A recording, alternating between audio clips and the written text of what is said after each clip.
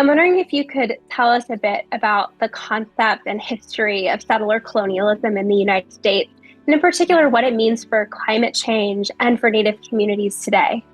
Amanda, that's a great question, and it's a really complicated question that involves understanding the historical context of Native people in this country and the development of federal Indian law and policy. I think first, it's important to remember that Native people have been shaped by colonialism.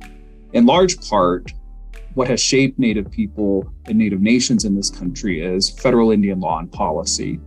And the sad reality of this country is that federal Indian law and policy has largely been shaped by the courts and Congress, and with very little input from Native people. And the goal of federal Indian law and policy was always to get access to Native American land and Native American resources. It's important to understand that federal Indian law and policy removed Native people from their traditional homelands and has placed them in locations today that really make them vulnerable to the effects of climate change. Native people are in places today that are experiencing water rise or sea rise, and entire villages in places like Alaska have had to be relocated because of this. Native communities in the West are experiencing drought conditions and at risk of wildfires every year. These are just a few of the issues that have really made Native people vulnerable to the effects of climate change. There are some good things that are happening in Native communities. For example, we know that globally, while Indigenous peoples only make up 5% of the world's population, 80% of the world's biodiversity is located on lands controlled by Native people. So what that tells us is that Indigenous peoples in the US and around the globe are just exceptional at managing land and managing resources, and that Indigenous knowledge systems are really key to creating healthy, sustainable, and viable ecosystems. Wondering if you could speak about the connection between tribal sovereignty and climate change and climate solutions. In talking about tribal sovereignty, I think it's important to also talk about the inherent rights of Indigenous peoples and Native peoples in the US. Fundamentally, Native people have the right to control what happens in their communities.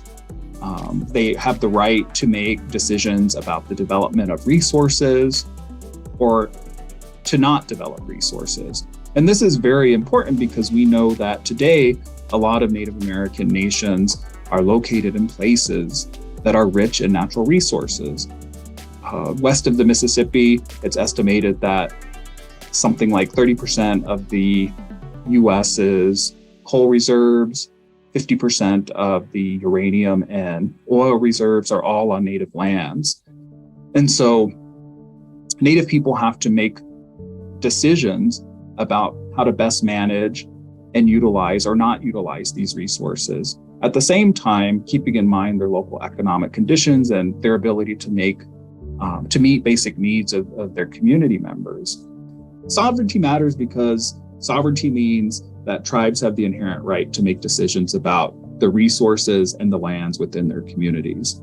And given that we know Indigenous peoples do a better job at stewarding these resources and stewarding lands, sovereignty and the ability for Native nations to make decisions about what happens in their communities and what doesn't happen in their communities really is important in terms of mitigating the effects of climate change and empowering Native communities to best utilize and leverage their sovereignty to combat climate change.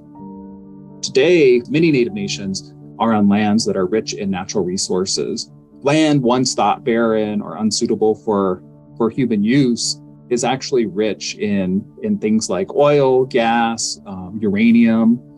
And every day, Native nations have to make decisions about how to best steward those resources.